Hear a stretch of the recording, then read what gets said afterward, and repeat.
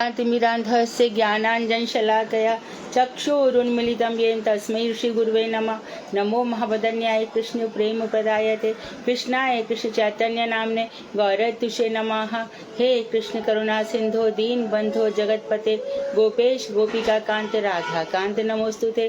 तप्त कांचन गौरांगी राधे वृंदावनेश्वरी वृषभानुसुते देवी प्रणमामि हरिप्रिये। तवैवास्मि ना जीवामि त्वया बिना इति विज्ञाय राधे त्वं नये मां चरणान्तिकं। गुरुवे गौरचन्द्राय राधिकायै तदालये कृष्णाय कृष्णभक्ताय तद्भक्ताय नमो नमः। वाञ्छाकल्पतरुभ्यश्च कृपा सिन्धुभ्येव च पतितानां पावनेभ्यो वैष्णवेभ्यो नमो नमः। श्री कृष्ण चैतन्य प्रभु नित्यानंद श्री अद्वैत गदाधर शिवासादि श्री गौर भक्त वृंद। हरे कृष्ण कृष्ण कृष्ण हरे हरे, हरे राम राम राम हरे हरे। मैं सर्वप्रथम मध्य गुरु पाद्म पद्म परिव्राजकाचार्य वर रूपानुगाचार्य वर परमाराध्य तम नित्य प्रविष्ट ओम विष्णुपाद अष्टोत्तर शतश्रीमद भक्ति वेदांत श्री नारायण गोसाई महाराज मध्य शिक्षा गुरु पाद पद्म प्रातः स्मरणीय जगत वंदनीय नित्य प्रविष्ट ओम विष्णुपाद अष्टोत्तर शतश्रीमद भक्ति वेदांत श्री वामन गोसाई महाराज के चरण सरोज में अनंत कोटि दंडवत प्रणाम कर उनकी अहेतु की कृपा की प्रार्थना करती हूँ। मैं ग्रंथ राशि चतन शिक्षामृत तदई रचेता ओम विष्णुपाद सच्चिदानंद श्री भक्ति विनोद ठाकुर के चरण कमल में कोटि कोटि दंडवत प्रणाम कर उनकी अहेतु की कृपा की वांछा करती हूँ। मैं उपस्थित वैष्णवी सभी के लिए यथा योग्य बंधन दंडवत अभिवादन करती हूँ। तो अपराध, नाम अपराध और सेवा अपराध, तो इन दोनों को छोड़ करके जब हमारा भजन होता है वही भजन सार्थक माना जाता है। मुसीबत कहाँ पर आती है? जो गृह मेधी लोग हैं ना, जो घर में बहुत आसक्त हैं, उनके लिए निर्वाह करना बहुत मुश्किल होता है। तो वहाँ पे कहा गया है कि भैया विरक्ति ले आओ अपने अंदर, आसक्ति छोड़ो। आसक्ति और विरक्ति दो विरोधी चीजें हैं। आसक्ति रहने से हमारे अपराध होते ही रहते हैं, इसकी सुनो उसकी सुनो, उसकी मानो उसकी मानो। क्योंकि जो व्यक्ति भजन की ओर आगे बढ़ता है तो दूसरे उसको सहन नहीं कर पाते। संसार में कोई आगे बढ़ेगा धन के क्षेत्र में या उसकी प्रतिष्ठा हो गई, नाम हो गई, तो दूसरे सहन नहीं करते। लेकिन जहाँ भक्ति राज में यदि किसी ने प्रवेश कर लिया तो उनको लगता है कि कहाँ तो हमारे हाथ का खिलौना था, दिन रात हम जैसे चाहते थे वैसा करता था, ये क्या हो गया। तो ऐसी कितनी घटनाएं घटित होती हैं जब माता पिता मठ तक में झगड़ा करने आ जाते हैं। इसको में तो कितनी दफे ऐसे सेमिनार भी हुए हैं कि उनके जो बच्चे हैं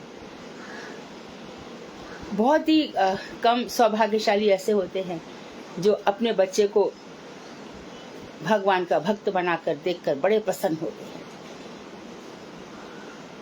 जब तक गीता की वाणी गूंज रही है, जब तक श्रीमद् भागवत इसकी वाणी गूंज रही है, जब तक गुरुदेव नारायण गोसाई महाराज के प्रवचन है, जब तक बाण गोसाई महाराज के शिष्य प्रशिष्य चलते रहेंगे, तब तक निश्चित रूप से ये परंपरा जारी रहेगी। परंतु ऐसे बहुत कम लोग हैं। देखो, भजन में बढ़ावा देना और भजन करना दोनों एक समान है। भजन का अनुमोदन करना, चाहे वो मित्र हो, जार देखे तारे करे कृष्ण उपदेश, खुद महाप्रभु कह के गए हैं, जिसको देखो कृष्ण की बातें बताओ। और मैंने कह दिया है कि तुम सब लोग गुरु हो। वो कह रहे हैं कि सब गुरु हो, सब प्रचारक बनो। महाप्रभु के आने का कारण ये तो था कि वो राधा जी के भावों का रसास्वादन करना चाहते थे, लेकिन यह भी था कि कोटि कोटि लोगों का उद्धार करना चाहते थे। तो अब हम भक्ति मार्ग में बढ़े हैं। आप लोग याद रखें विशेष रूप से कि हमारी बेटी, हमारी बहन, हमारी बहू, सबसे पहली बात तो किसी से डरे नहीं। ध्यान रहे, पुरुष वर्ग विशेष रूप से इस बात का ध्यान रखे। डरना है तो गलत काम से डरो, झूठ बोलने से डरो, किसी का अशुभ कर्म मत करो, इससे डरो, क्योंकि ये शास्त्रों की आज्ञा है। लेकिन भगवान की भक्ति की ओर यदि कोई बढ़ चला है तो कोई डरने की आवश्यकता नहीं है, बिल्कुल नहीं। साल 2 साल तक आफत आ सकती है उस बच्ची पर जो आपके घर की बेटी है, लेकिन उसको पूरा भरोसा होना चाहिए कि मेरे माँ पिता, मेरे भाई मेरे लिए खड़े। पूरा जीवन आपने उसको संभाला, 20, 25, 30 साल तक। बाद में कोई व्यक्ति उसको जैसा मना है घुमाएगा, ऐसा मत होने देना। उसको बराबर लगना चाहिए कि मेरे माँ पिता मेरे साथ खड़े हैं। आप किसी को भक्ति लाइन में लगाते हो, इसी तरह से हमारी माँ बहनें, सब पुरुष वर्ग जो भी भजन करना चाहते हैं उनका अनुमोदन कीजिए।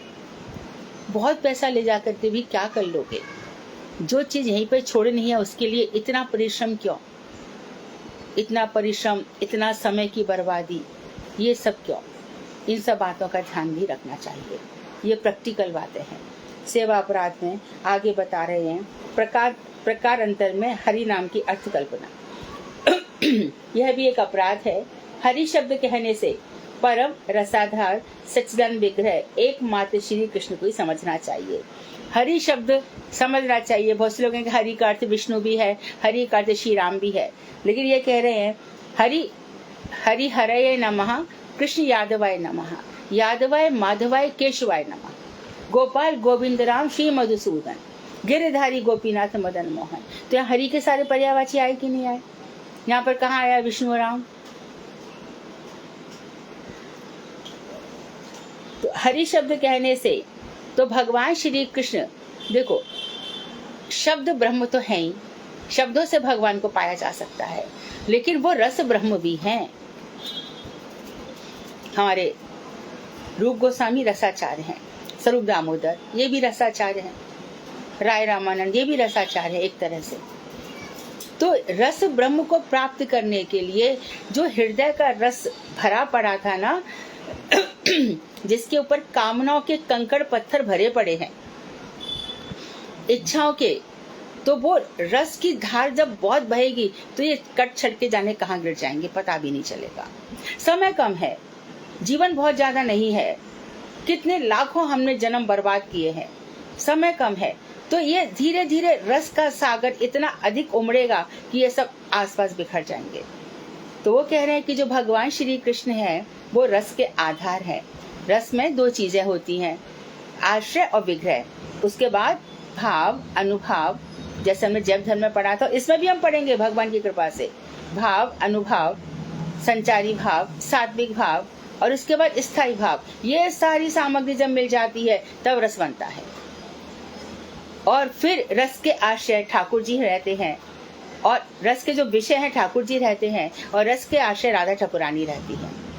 और फिर वो जिस तरह से सेवा करती हैं, हम भी उनके अनुगत्य में उन्हीं की सेवा करते हैं। तब वो भगवान श्री कृष्ण का जो स्वरूप है, रसो वही साहा, वो रस ब्रह्म है, हम उनकी प्राप्ति कर लेते हैं। स्तुति स्तवन हमको बताया गया, गाया करो। अब मानो हम किशोरी जी के चरणों में बैठे हैं, मुन्ने बंद बंदी थे, गा लिया, चलो गा लिया, अच्छा हो गया। गांधर्विका है, वो गांधर्विका का अर्थ है जो गान गाने में पटु है, अद्वितीय है, प्रवीण है। और हम बैठ के गा रहे हैं, कुंकुमाक्त कांचनाब्ज गर्वहारी गौरवा, पीतनांचिताब्ज गंध कीर्ति निंदी सौरवा, वल्लवेश सोनु सर्व वांक्षितार्थ साधिका, महिमात्म पादु पद्म दास दास्तु राधिका। ये जो रस है, यही हमारा अविष्ट है। ये रस गोलोक धाम तक ले जाता है। यदि हम ज्ञान तक रह जाते हैं तो कहाँ जाके गिरेंगे? कुछ ज्ञान का कोई लोक नहीं है, क्योंकि ज्ञान कहाँ पे रहा, कहाँ पे अटका, कहाँ पे अटक गए हम, अभी हमें समझ में ही नहीं आ रहा है। जैसे अभी हमको तो यही पता था कि हरि के अर्थ विष्णु भी होता है, हरि का अर्थ राम होता है, हरि का अर्थ श्री, लेकिन यहाँ पर कह रहे हैं कि रसाधार श्री कृष्ण। और श्री कृष्ण के पास जब आते हैं तो कितनी प्रकार के चाहे वो बासले रस हो, सख्य रस हो, शानदास रस का तो वृंदावन में प्रवेश भी नहीं है, और मधुर रस हो। तो भगवान श्री कृष्ण, अभी तो देखिए वैदी भक्ति है, अभी जब रसात्मिका भक्ति आएगी तब देखिए रागात्मिका में। तो सच्चिदानंद विग्रह एकमात्र श्री कृष्ण को ही समझना चाहिए। हरि शब्द कहने से श्री विग्रह तत्व को भली भांति न समझकर कई व्यक्ति हरि को निराकार रूप में चिंतन कर ब्रह्म शब्द और हरि शब्द का एक ही अर्थ कर एक निराकार हरि की कल्पना करते हैं। बहुत से बड़े बड़े ज्ञानी हुए हैं तो वो हरि नारायण सबको एक ही समझ लेते हैं और हरि को ब्रह्म निराकार ब्रह्म भी कहते, वो हरि ही है। तो उन्होंने इस कॉन्सेप्ट को क्लियर करने के लिए हमें बता रहे हैं कि हम श्री विग्रह का अर्थ क्या है, जिनको विशेष रूप से ग्रहण किया जा सकता है। भगवान हमारे घर में विग्रह के रूप में बैठे मौन भाव से और हमें देख रहे हैं। हमारी सारी एक संत थे, बहुत अच्छे ही संत थे वो, तो कभी कभी घर पे आते थे, मैं माँ की मथुरा के घर की बात कर रही हूँ, तो प्रसाद पाते थे तो कभी तो कहते थे आज सामग्री गोपाल को भाई नहीं है भाई, क्योंकि उनको स्वाद नहीं आया। और जिस दिन सामग्री बहुत स्वादिष्ट बन गई, भाई आज तो गोपाल ने बड़ी अच्छे से बड़े प्रेम से प्रसाद पाया है। तो ये जो प्रसाद आ रहा है, जो वहां से रस आ रहा है, ये रस ये प्रसाद हमारी भक्ति का पोषण कर रहा है। हमने कहा से मूर्ति है, हम कहाँ समझते हैं, श्री विग्रह हैं, विशेष रूप से हमारी सारी सेवाएं ग्रहण कर रहे हैं। देखो जब धीरे धीरे भक्ति रसामृत सिंधु की बात कर रही हूँ, भक्तों को अनुभव होने लगते हैं, अचानक उनको सुगंध आने लगेगी, अचानक भगवान के बस दिखाई पड़ने लग जाएंगे, अचानक जो राधा रमन लाल जी हैं, जो कृष्ण बपू हैं, काले रंग के हैं, और दिखाई देंगे, अरे वो तो नील विग्रह है, श्यामल कांति है, नित्यानंद ठाकुर, वो आकर के कुछ कहते जाएंगे। ये सब भक्ति में होता है, क्योंकि हमें नहीं हो रहा इसलिए श्रद्धा नहीं जाग रही। जैसे जैसे रसिक भक्तों का संग करने को क्यों कहा गया, इस स्निग्ध सजातीय भाव वालों का संग करने को क्यों कहा गया, कि वहीं पर ऐसी इष्ट गोष्ठी होती है, वहीं पर ऐसी चर्चा होती है। और फिर वो रसिक भक्त जब देखते हैं कि ये भक्ति में आगे बढ़ना चाहता है, तो अपनी थोड़ी थोड़ी अनुभूतियां वितरित करते हैं, बांटते हैं। तो वो लोग क्या कर लेते हैं कि विग्रह को भली भांति नहीं समझते हैं। अब बताइए, यदि विग्रह निराकार था तो कर्मावय की खिचड़ी किसने खाई? टोटा गोपीनाथ में चैतन्य महाप्रभु कैसे प्रवेश कर गए?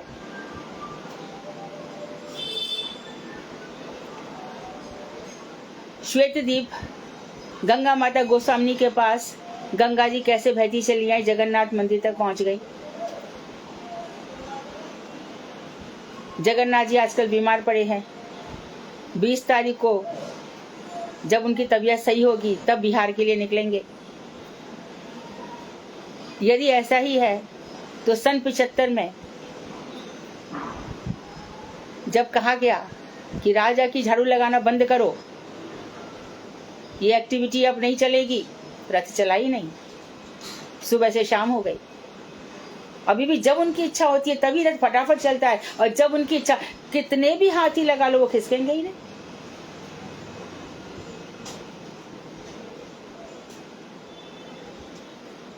तो श्री मूर्ति हर घर में जितना आपका सेवा भाव है, श्री मूर्ति उतनी अधिक आपकी भक्ति को ग्रहण कर रही है, उतनी ही रसमयी हो रही है। पूरा वृंदावन धाम इस रसमयी विग्रहों से तो चल रहा है। सनातन गोस्वामी को यही तो कहा था, क्यों मुझे सूखी बाटी खिलाता है, नमक क्यों नहीं डालता? उनके लिए तो मूर्ति नहीं थी, खाली मौन। श्री विग्रह है, तो श्री मूर्ति श्री विग्रह हमारी सब सेवाएं विशेष रूप से ग्रहण करते हैं, इसलिए श्री विग्रह कहे जाते हैं। तो हम जब उनको निराकार समझते हैं और ब्रह्म और हरि को एक ही अर्थ कर लेते हैं, और इस तरह से हमारे जो हरि हैं निराकार की हम कल्पना कर लेते हैं, उनका कोई आकार नहीं है। जब भी निराकार हो, हमारा उत्तर कल भी हमने बताया था एक ही होगा कि उनका ये सांसारिक, ये प्राकृतिक, ये जागतिक रूप नहीं है। हरि कहने से कृष्ण को लक्ष्य करता है, बार बार वही कह रहे हैं, हरि कहने से कृष्ण को लक्ष्य करता है। वो अलग बात है कि राधा जी के पास जब कृष्ण पहुंच जाएंगे तो राधा जी बोलेंगे द्वार पर कौन है, तो हरि का अर्थ बंदर भी होता है, हरि का अर्थ शेर भी होता है, नरसिंह है ना, नर हरि ऐसे हम बोलते हैं, नर हरि। हरि का अर्थ शेर भी है, हरि का अर्थ बानर भी है। तो भगवान श्री कृष्ण बोले कि मैं हरि, तो राधा जी बोली हरि, तो हरि आप कापुर बानर को काम यहाँ, बंदर का मैं क्या करूं। राधा जी ने उपहास किया था। तो हरि शब्द जो है वो किसी भी प्रकार से निराकार रूप में नहीं है, हरि का अर्थ श्री कृष्ण ही है। कोई कोई व्यक्ति हरि नाम उच्चारण करते समय निराकार आदि गुणवाचक शब्दों के साथ हरि नाम का उच्चारण करते हैं। तो कहते कोई कोई व्यक्ति निराकार और फिर हरि कहेंगे, हरि कभी भी निराकार नहीं है, हरि भगवान श्री कृष्ण है। तो जब निराकार ब्रह्म की उपासना हो तो वही हरि है, ये गलत है। वही हरि है, ये गलत। हरि कौन है? निराकार है, ये गलत है। वह हरि नाम की अर्थांतर कल्पना है, दूसरा अर्थ लगा लेते हैं, हरि नाम की दूसरा अर्थ लगा लेते हैं, और यह एक प्रकार का अपराध भी है। हरि को निराकार कहना अपराध है। लाखों करोड़ों भक्तों के लिए जो प्राण स्वरूप हैं, आप उनको कहते हो निराकार है। हमारे भगवान निराकार है। तुलसीदास जी के सामने प्रार्थना कर रहे हैं, चंदन घिस रहे, चित्रकूट के घाट पे भई संतन की भीड़, तुलसीदास चंदन घिसे तिलक देत रघुवीर। वृक्ष पर बैठे हुए, कोई कहते प्रेत आत्मा, जो कुछ भी, वो कह रहे हैं कि देखो तुम्हारे सामने राम लक्ष्मण आए हैं, चंदन लगाओ उनको। ये निराकार है। और इस तरह से क्यों हिंदू धर्म में ये खंड खंड क्यों हुआ? यही कारण से हुआ। अब जैसा मन को अच्छा लगा वैसा ही बता दिया सबको, और एक ग्रुप ऐसा होता है उनको फॉलो करने लग जाता है, फिर उनको फॉलो करने वाले उनके शिष्य प्रशिष्य बन जाते हैं, और फिर ये देखते हैं इस भक्ति में कुछ भी नहीं है, तो उनका भक्ति से मन ही हट जाता है। यदि एक ही ये सब बातें कही गई होती ना, और मनगढ़ंत प्रचार नहीं हुए होते ना, तो आज हिंदू जाति आज भी है और आगे भी होगी। लेकिन हम सिद्धांत बच्चों को समझा नहीं रहे हैं। जितना पैसा वैसा सब कमा रहे हैं, वो मोबाइल, गाड़ी, होटल, ये सब में वो लोग होटल वाले हमारे पैसों से आगे बढ़ रहे हैं, और होटल होते हैं मुसलमानों के अधिकांश।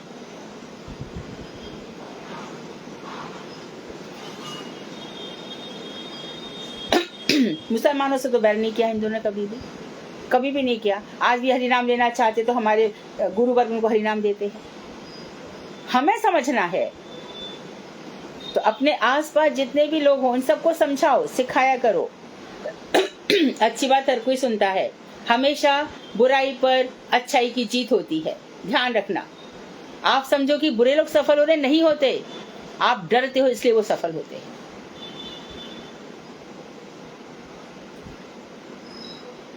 जो व्यक्ति इस अपराध को करते हैं उनका हृदय क्रमशः शुष्क ज्ञान द्वारा आच्छन्न होकर रस शून्य हो जाता है। और जो इस तरह से निराकार है, भगवान निर्गुण है, इस तरह की बातें करते हैं, तो हृदय शुष्क ज्ञान से भर जाता है। इन लोगों को न भगवान से कुछ लेना देना होता है, न संसार से लेना देना होता है। बस ऐसे बैठे रहेंगे और न जाने क्या चिंतन करते रहेंगे। पूरा जीवन एक जीवन बर्बाद हो जाता है। तो ज्ञान द्वारा ढक दिया जाता है, शुष्क ज्ञान के द्वारा। सातवां अपराध बता रहे, नाम के बल पर पाप प्रवृत्ति। हरि नाम के बल पर जहाँ पाप करने का साहस होता है, यह एक भयंकर अपराध होता है। भगवान का नाम लो और पाप करो, ये बहुत भयंकर अपराध है। ऐसा होता है। ये होते हैं इसलिए बताए गए हैं, ये होते हैं इसलिए बताए गए हैं। पाप प्रवृत्ति और विषयानुराग जितने ही कम होते जाते हैं, उसी परिमाण में हरि नाम में अनुराग भी होता है। हमने सबसे पहले बताया था, पाप में प्रवृत्ति जितनी कम होगी और विषयासक्ति अर्थात जितनी विरक्ति वैराग्य होगा, उतना ये सब अपने आप छूट जाता है, छोड़ना नहीं पड़ता। फिर वो व्यक्ति किसके लिए सब करेगा? जिस व्यक्ति के समझ में ये आ गई है कि ये सब चला चली का खेला है और कुछ भी नहीं है, धर्मशाला है, यहाँ पर सब अपना समय पूरा करने आए हैं। ये शरीर से आत्मा फिर दूसरे शरीर में चली जाएगी, जीना मरना लगा ही रहेगा। ये सब समझ में आ जाता है तो इंसान क्यों फिर ये पाप करेगा? और फिर जो भगवान है, जो हमारे प्राण स्वरूप है, सब कुछ है, हम उनकी क्यों कसमें झूठी खाएंगे? हम उनका नाम लेकर के पाप कैसे कर सकते हैं? किसी प्रकार का छल कपट भगवान के नाम पे नहीं कोई कर सकता, लेकिन लोग करते हैं, झूठी कस्में खाते हैं। किसी में तो लिखा है, शायद यहाँ भी आ जाएगा, कि भगवान की शपथ लेकर कुछ भी कहना सबसे बड़ा अपराध है। कोई तुमसे लाख के, अच्छा तू भगवान को बहुत मानता, भगवान की कसम खा, बोले जा नहीं खाता, चल नहीं मानना तुझे मत मान, और मत डरो कि हमारा कुछ कर लेगा। घंटे 2 घंटे आप नहीं डरे तो आप देखो कि अरे वास्तव में डरने की कोई जरूरत ही नहीं थी। भगवान हमारी हर वक्त रक्षा कर रहे हैं। कभी भी भगवान की कसम मत खाना। भाई मैं ईमानदारी से कह रहा हूँ, धर्म से कह रहा हूँ, कसम से कह रहा हूँ, ये कसम खाना भी बहुत बड़ा अपराध है। तो हरि नाम के बल पर, और तो जैसे से पाप प्रवृत्ति और विषयानुराग जैसे जैसे हमारे कम होते जाएंगे, विषयों के प्रति आसक्ति, उसी परिमाण में हरि नाम में अनुराग भी होता है। जिन्होंने हरि नाम का आश्रय ग्रहण किया है, स्वभावतः उनमें पाप प्रवृत्ति होती ही नहीं है, क्योंकि हरि नाम आकर के क्या करते हैं, हमारे हृदय को शुद्ध कर देते हैं, पाप की वासना ही मिटा देते हैं। ऐसा व्यक्ति पाप कर ही नहीं सकता। निर्मल मन जन सोई मोहे पावा, उसका चित्त निर्मल हो जाता है हरि नाम के बल पर जो कहतब करते। अच्छा, एक तो हरि नाम ये भी है, और थोड़ी और बड़ी स्टेज पर आ जाओगे तो धर्म अर्थ काम मोक्ष के प्रति जो हमारा अनुराग है, वो भी एक प्रकार से कपट है, कहतब धर्म है ये। अब कौन सा धर्म बाकी है जब भगवान का सहारा ले लिया? अर्थ काम मोक्ष ये सब लघु हो जाते हैं, इनकी कोई वैल्यू ही नहीं रह जाती है। तब कुछ व्यक्ति जो सर्वदा हरि नाम की माला हाथ में धारण किए रहते हैं और अप्रकाश रूप से अनेक पाप आचरण करते हैं, यहाँ पे ऐसे लोगों के लिए सारा दुख हुआ है। माला हाथ में लेंगे और सारे प्रकार के बाहर बैठे दरवाजे पर माला हाथ में ले रहे हैं, और संसार की जितनी भी बातें सब वो लोग कर रहे हैं। ये लोग लाख हरि नाम कर लें, इनकी सुकृति बन जाएगी कभी।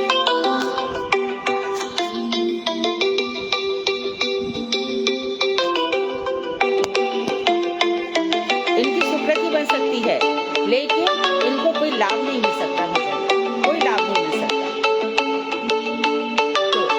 तो सब कुछ व्यक्ति सर्वदा हरि नाम की माला हाथ में धारण किए रहते हैं, और ये बहुत पाप करते हैं, अप्रकाश रूप से जो दिखाई नहीं देते, अनेक प्रकार के पाप आचरण करते हैं। यह उनकी दुर्भाग्य जनित शठता मात्र है, इसको हम उनका दुर्भाग्य कहेंगे। शठता मतलब दुष्टता।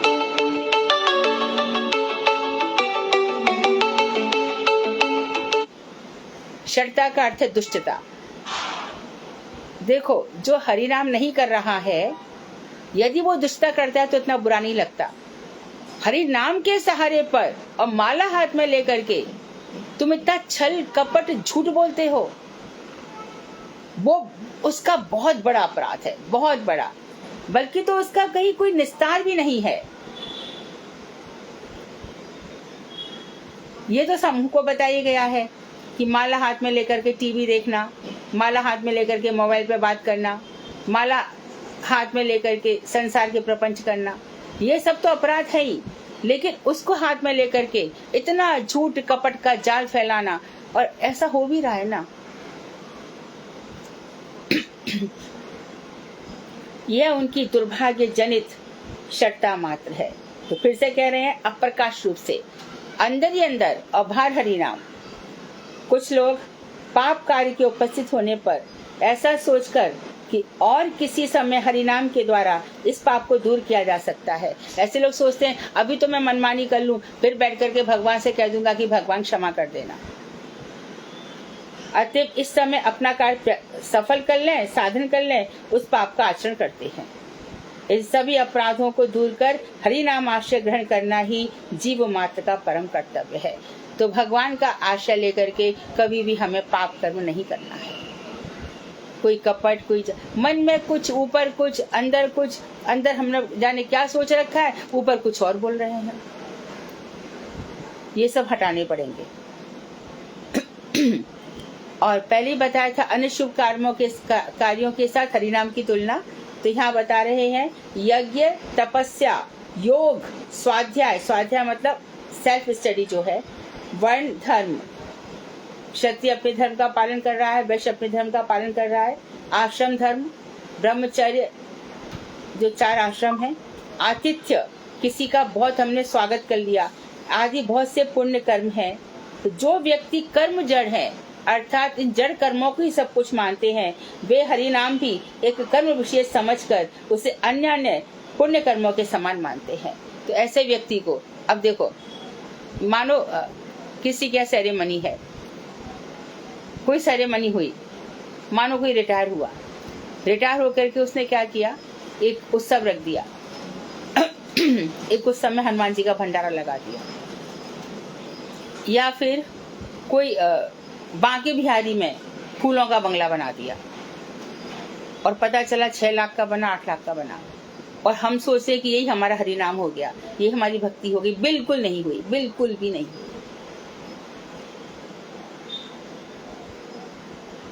बांके बिहारी का बंगला बनाया आपने, बंगला में बांके बिहारी जी बैठे हैं, ये हमने दर्शन कर लिए। उसके बाद उतनी ही देर दर्शन करके फिर हमारे घर आ गए, और घर पर आकर के अरे भाई 6 लाख रुपया हमारे खर्च हो गए।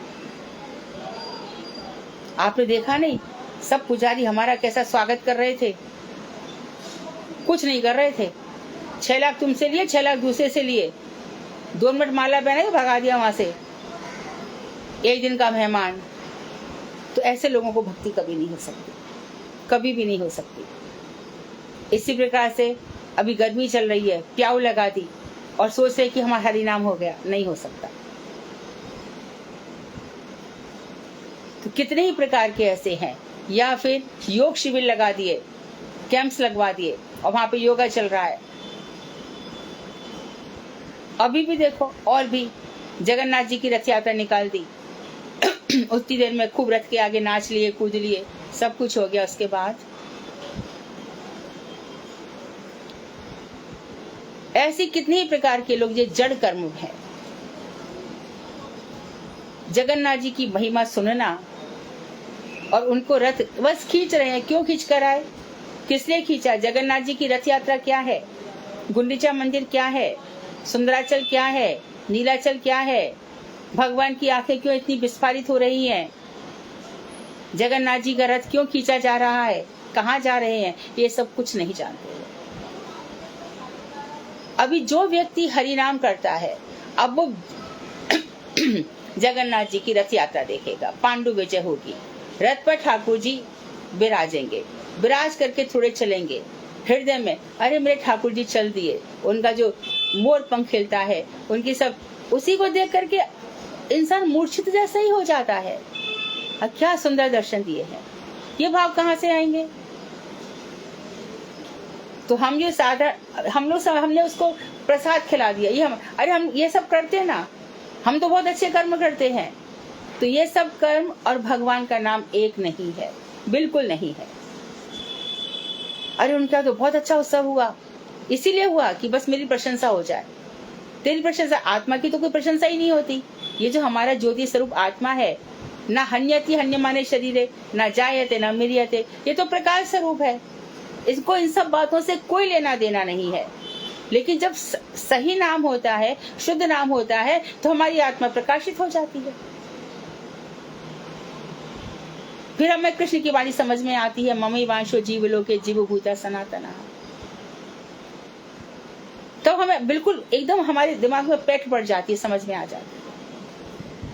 अभी हमारी बुद्धि ऊपर ही ऊपर सब देखा करती है। मैंने सुबह से शाम मेहनत करी, परिश्रम किया, और शाम को मेरे हाथ में 2000 रुपए आ गए। मैं बड़ा प्रसन्न हो गया। तो 2000 रुपए तो मुझे दिख रहे हैं और मैं बड़ा प्रसन्न हूँ, पर पूरा दिन मेरा उस 2000 रुपए की प्राप्ति में इतना परिश्रम किया, वो मुझे नहीं दिखता, उसको हम भूल जाते हैं।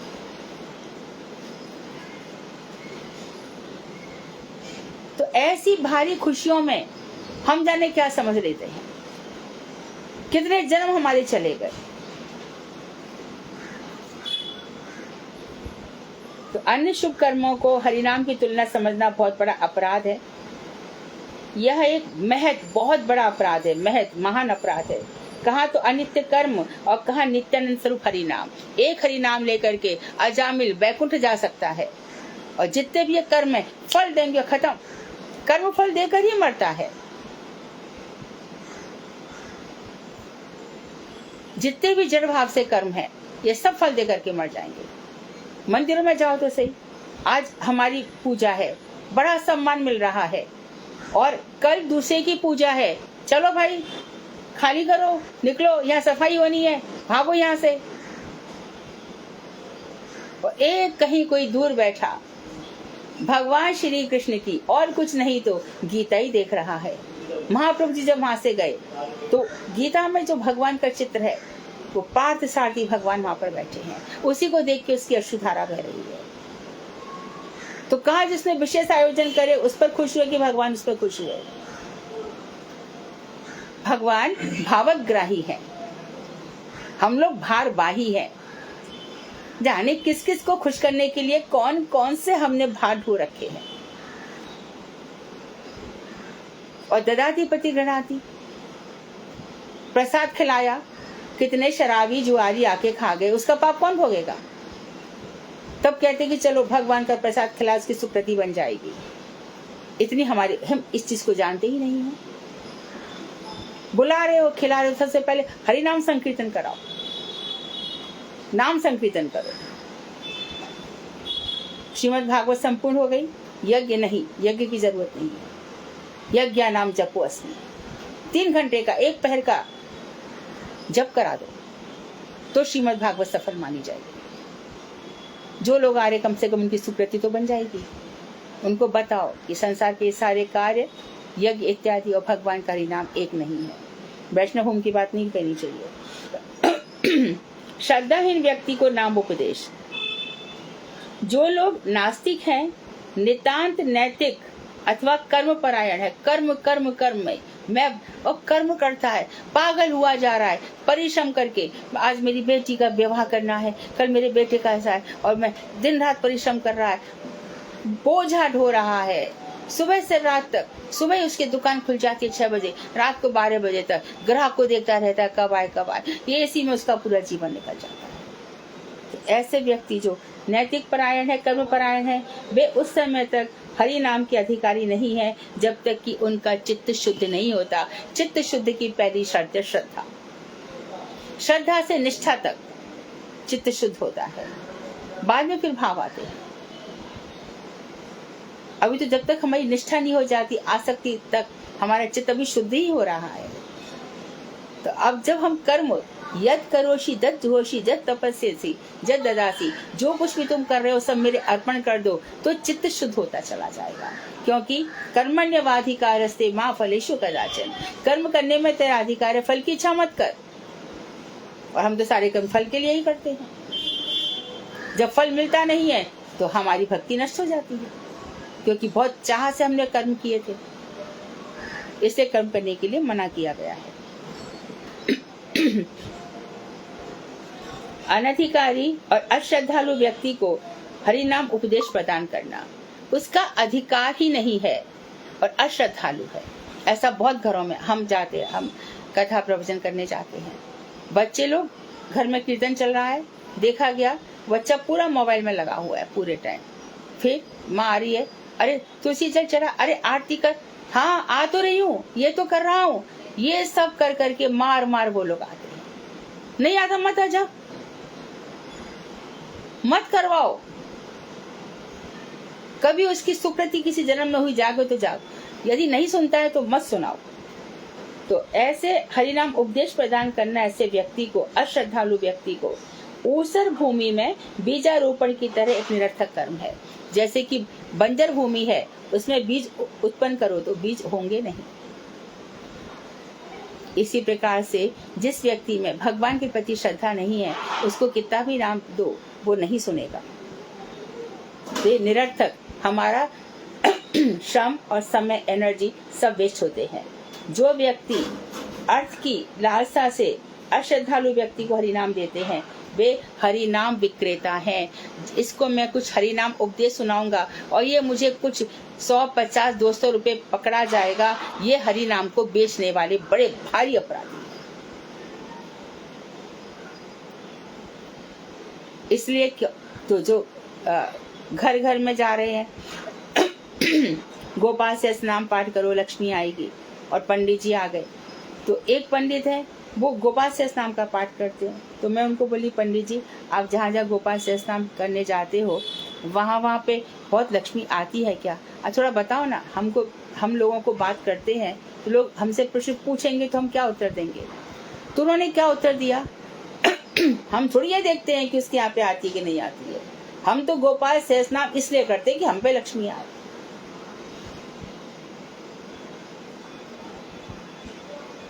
अपने लिए हम सोच के जाते हैं।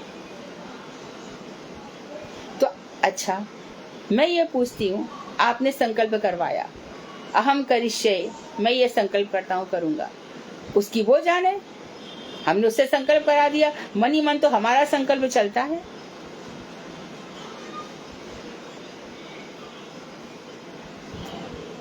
तो हरि नाम विक्रेता है, ये हरि नाम के बेचने वाले हैं। आ गए सिंगर, आ गए भैया हमारे यहाँ पे जो भी गाओ, जो भजनानंदी नहीं है और उससे भजन गवाए जा रहे हैं पैसे दे करके, वो भी बड़े अपराधी हैं, बहुत बड़े अपराधी हैं। अरे बड़े भारी सिंगर हैं, किस किस का नाम आता है? पंकज उदास है ना। जीवन देखो तो बिल्कुल सदाचारी नहीं है, और भजन सुनाएगा। कोई भक्त बन जाएगा उसके भजन सुनाने से। हम आकर के आपके यहाँ संगीत सुना देंगे, कितने रुपए लोगे? 50,000 रुपए लेंगे, क्या हुआ? अरे इससे अच्छा तो हमारा, जिसमें सुर भी नहीं है, ताल भी नहीं है, लय भी नहीं है, गीत भी नहीं, कुछ भी नहीं है, हमारा महामंत्र है, वही हमारे लिए सबसे सफल है। तो उसमें इतना ऑर्केस्ट्रा की क्या जरूरत है?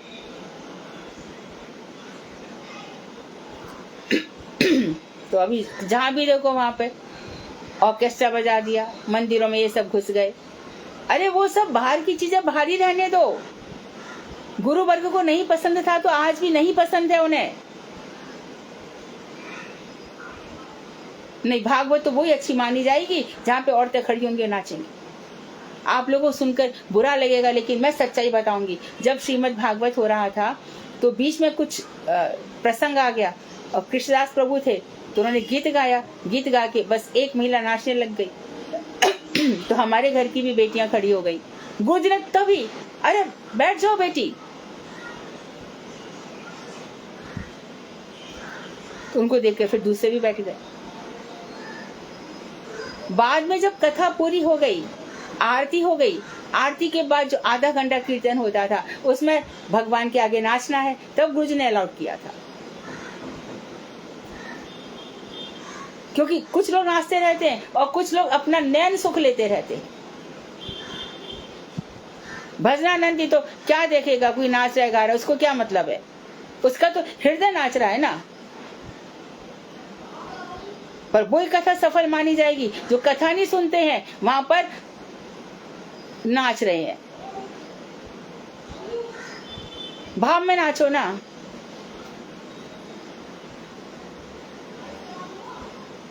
जब बक्रेश्वर पंडित नाचते थे तो महाप्रभु गान करते थे, इतना सुंदर नृत्य, लोगों को आकर्षित करने के लिए। तो उसके भाव, उसके पीछे भाव क्या छुपे हैं, वही महत्वपूर्ण है। अति तुच्छ विनिमय के लिए अमूल्य रस स्वरूप हरि नाम का विक्रय कर स्वयं हरि भजन से च्युत हो जाते हैं। तो अति तुच्छ विनिमय, सबसे क्षुद्र वस्तु है धन। If wealth is lost, nothing is lost. धन चला गया तो कुछ नहीं गया। तो इसके लिए अमूल्य रत्न स्वरूप कहाँ तो ये अमृत और कहाँ ये पत्थर, अमूल्य रत्न स्वरूप हरि नाम का बेचकर स्वयं वो खुद फिर धीरे धीरे उनका भी हरि भजन नष्ट हो जाता है। जो व्यक्ति पैसा लेकर के भागवत करता है, जो व्यक्ति पैसा लेकर के उपदेश देता है, ये सब भजन से गिर जाएंगे, समझ लीजिए। पर इसका यह मतलब नहीं है कि हम गुरु वैष्णवों की सेवा नहीं करेंगे। वो तो हमें करनी है, 100% करनी है। यदि वो अपने सिद्धांत पर अडिग है तो हमें भी तो हमारे अच्छा श्रोता बनना चाहिए गुरु वैष्णवों की सेवा से। हम अपने को डिप्राइव कैसे कर सकते हैं, वंचित कैसे कर सकते हैं? लेकिन अति क्षुद्र धन की लालसा से कथा सुनाना या ये सब करना, बहुत से लोग होते हैं, बड़ी रहस्यमयी बातें बताऊंगा। अच्छा क्या सेवा कर दे, अरे वहां पर हमारा ये कर देना, और बाकी तो छोटी छोटी बातें, वहां हमारा आश्रम बन रहा है, वहां गौशाला, आजकल गौशाला के नाम पर जो मना हो रहा है।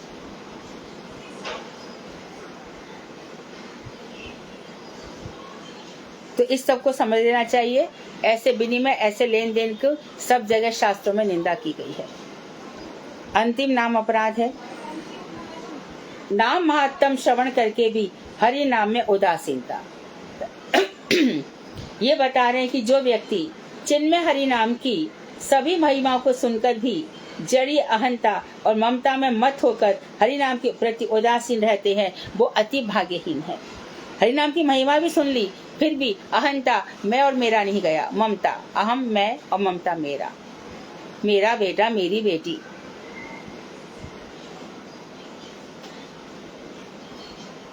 उनमें लगे रहे तो समझो और भी जा। बेटा बेटी छूट है तो हरि नाम हुआ ना आपका। विरक्ति कहाँ से शुरू होगी? घर से ही ना। यदि मैं ये कहूं कि मुझे संसार में किसी से प्रेम नहीं है, नहीं है ना, तेरे घर में जो लोग हैं उनसे प्रेम छूट गया तेरा, तो मैं मानूंगी कि हाँ तेरा प्रेम छूटा, तू विरक्त हो गया। विरक्ति का सामर्थ्य देखो ना, राम चले गए, भरत ने मुड़ करके नहीं देखा, लक्ष्मण की सेवा में लगे रहे, शत्रुघ्न भरत की सेवा में लगे रहे, ये तो विरक्ति है। महाप्रभु चले गए, नाम लेते ही जैसे गया जी से आए, युवा प्रिय से अपनी पत्नी को छोड़ दिया, वृद्धा माता को छोड़ दिया, ये तो विरक्ति है। भगवान श्री कृष्ण किशोरी जी को छोड़ के चले गए, वसुदेव देव की, और वहां जाकर के उग्रसेन कह रहे कि राजपथ पे आ जाओ कृष्ण, नहीं आप ही राजपथ पे विराजेंगे। वसुदेव जी को भी नहीं कहा कि तुम बन जाओ, उग्रसेन को ही राजा बना के रखा, ये तो विरक्ति है। हनुमान जी ने रत्नमाला सारी तोड़ तोड़ के बिखेर दी, यहाँ मेरे भगवान ही नहीं है, ये तो विरक्ति है। उसी विरक्ति को तो भगवान दर्शन देंगे ना, उसी को देखना चाहते हैं, और वो तो हमारे अंदर है ही नहीं। संसार से विरक्त होना कौन सी बड़ी बात है? तो सच्चा वैराग्य तो तेरा घर के जो बेटा बेटी है उनसे विरक्त होके दिखा, उनमें तो पूरी ममता अटकी है।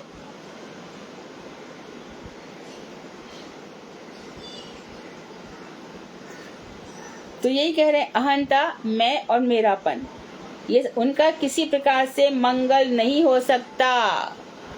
ये लो, ये भी बता दिया।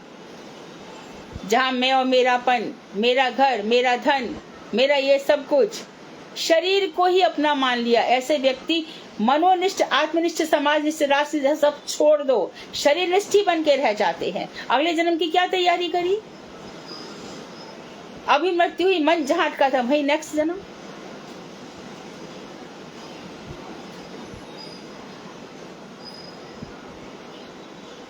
तो ये सब बातें हैं, उनका किसी प्रकार से अपराध नहीं हो सकता, बल्कि तो कहा गया ऐसे व्यक्ति अपराधी हैं जो मैं और मेरा करते रहते हैं। क्योंकि जाई विद राखे राम ताही विद रही हो, सीताराम सीताराम सीताराम कहे।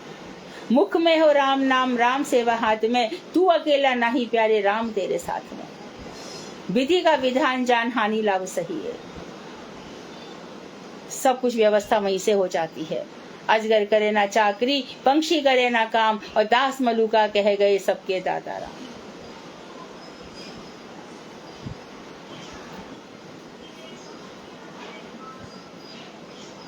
जब सन्यासी घर से निकल जाते हैं, उनका पालन पोषण कौन कर रहा है? वो लाख लाख ग्रस्त वालों से कहीं ज्यादा धनवान। ऐसे जो सच्ची भक्ति कर रहे हैं, तो भगवान के जो 6 गुण हैं वो भक्त में भी आ जाते हैं। जो सच्चा भगवान का भक्त है,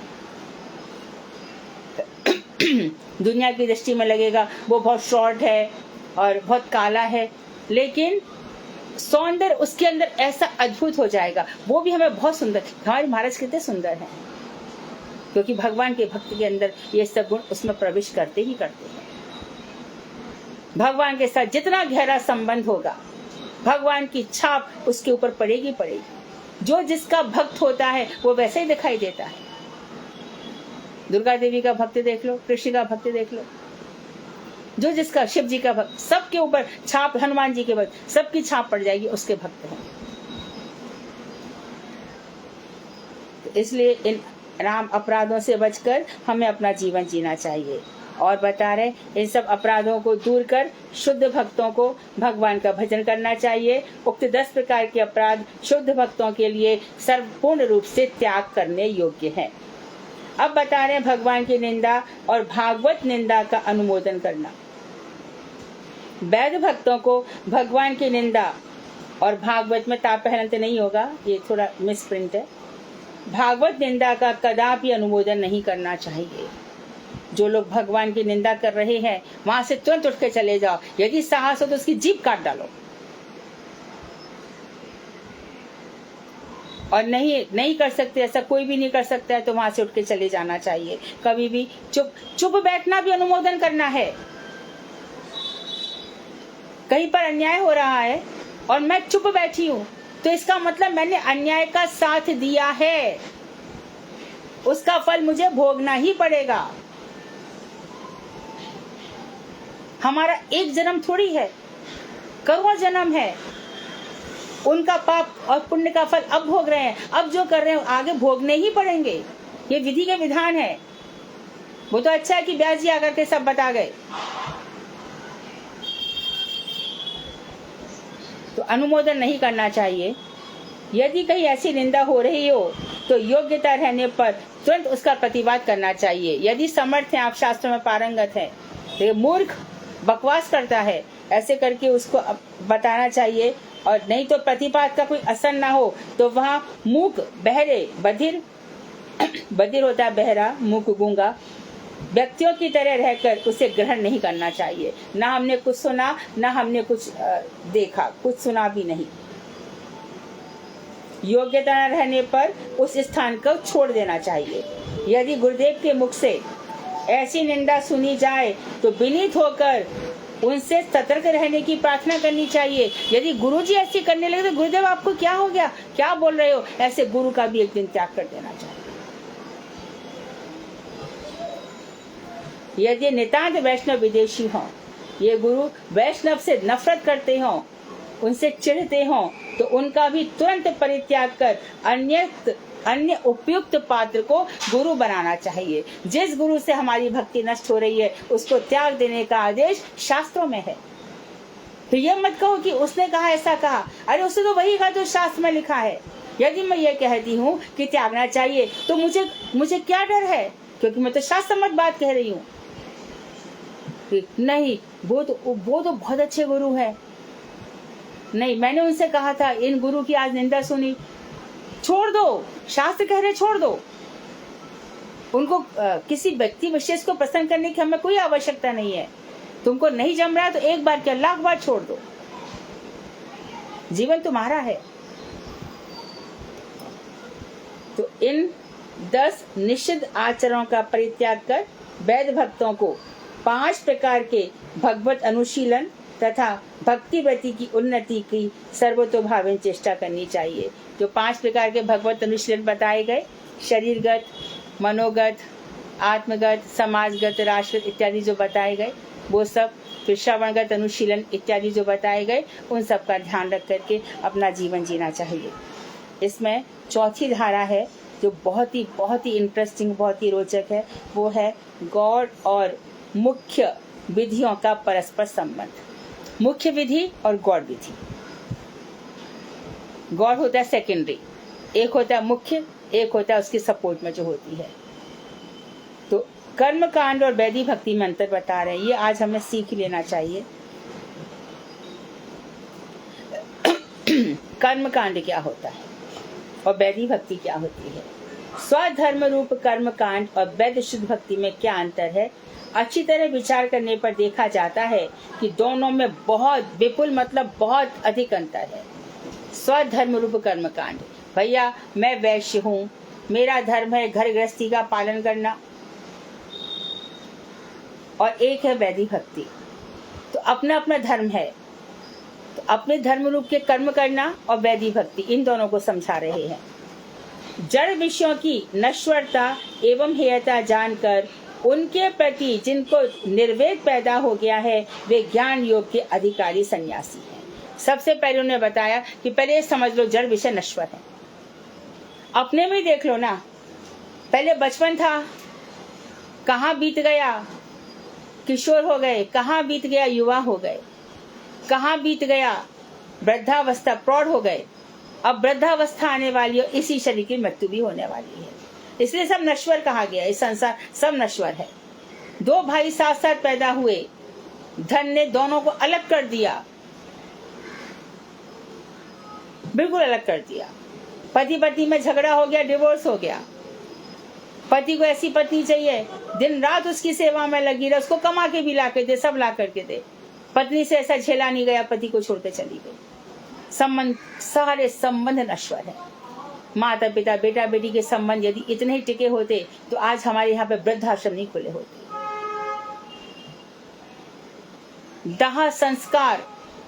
दाह संस्कारों के लिए जो कंपनियां हैं वहां एडवांस बुकिंग हो गई है।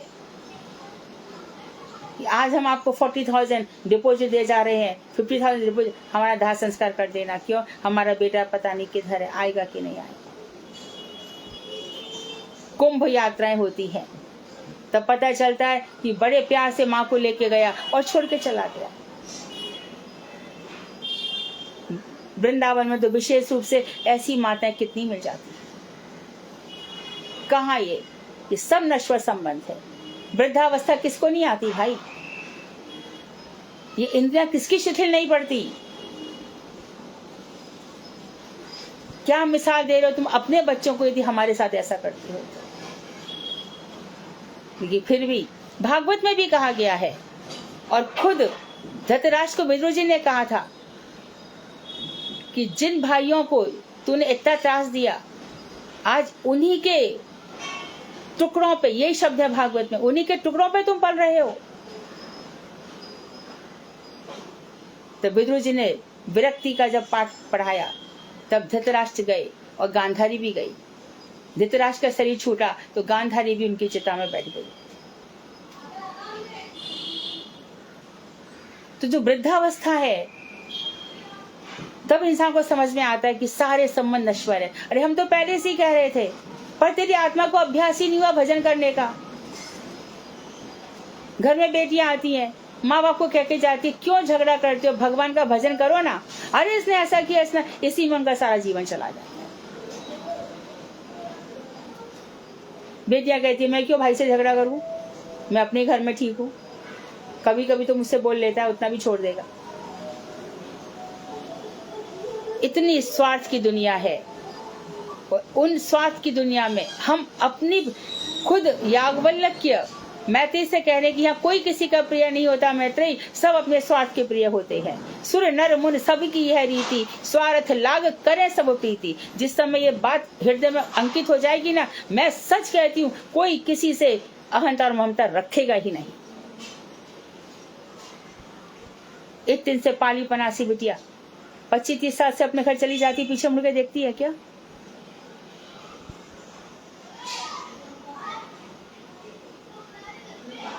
तो संबंध हमारे ऊपर हावी ना हो, बस एक चलता रहे। संसार का निर्वाह करना है, देह यात्रा का निर्वाह करना है।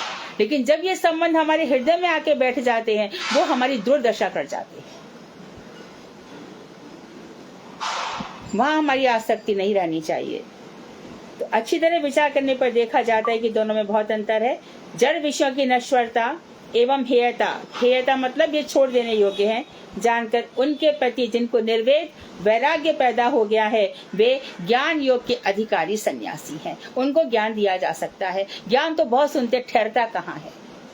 ममता की बाढ़ में सब बह जाता है, सब धरा की धरा रह जाता है। संवेदनाएं, भावनाएं, विषय भोगों की कामना करने वाले कर्मयोग के अधिकारी हैं। जो विषय भोगों की कामना, उनको बहुत चाहिए, अरे ऐसा विवाह करेंगे, और कहाँ कहाँ की पब्लिक, अरे साहब 1 करोड़ शादी में लगा दिया, 2 करोड़ लगा दिया, इतना सोना दे दिया, इतना, पूरा जिंदगी करता ही रहा, परिश्रम ही करता रहा। अंत में क्या हुआ? 2 साल भी शादी टिकी नहीं, घर पे आके बैठ गई लड़की।